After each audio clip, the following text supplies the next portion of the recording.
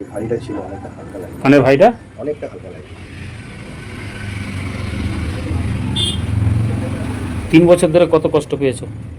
সত্যি কথা, প্রচুর কানের আর দাঁতের যন্ত্রণা মারাত্মক, সারা যার শরীরে। হয় সে বোঝে, সে ছাড়া অন্য কেউ ডাক্তারও বুঝবে না, অনুভব করতে পারবে না। যার হবে সে সে বুঝবে, বুঝবে। আপনার হলে আপনি, আমার হ্যাঁ, হলে আমি। এটা বাস্তব, কান আর দাঁত, কান আর দাঁত এর অনুভব কেউ করতে কেউ পারবে বুঝতে না। পারবে না। আর 3 বছর আমি সেটা ভাবছি। হ্যাঁ, তো আমার কাছে আসলো প্রথমে মেডিসিন, যেহেতু আমার কাছে এটা মডার্ন সায়েন্স আছে, এটা দিই।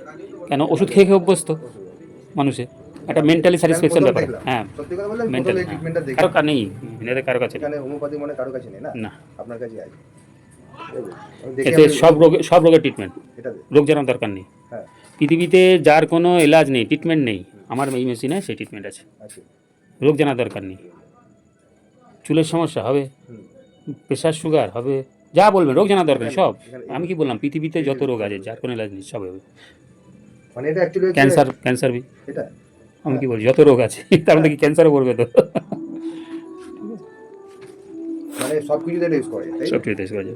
তো আপনি নিজেই বলুন, আপনাকে 10 মিনিট দিলাম কানের জন্য, 3 বছর ধরে সাফার করছেন, ওষুধ ট্যাবলেট কত টাকার করেছেন, কত আপনি টাকা নিজেই করে বলছেন। রিপোর্ট আপনার উপায় নেই, আপনি এই ডাক্তার থেকে ওই ডাক্তার ওই ডাক্তার করছেন, যেভাবে কিছু আপনার কানের যন্ত্র সাজা হবে।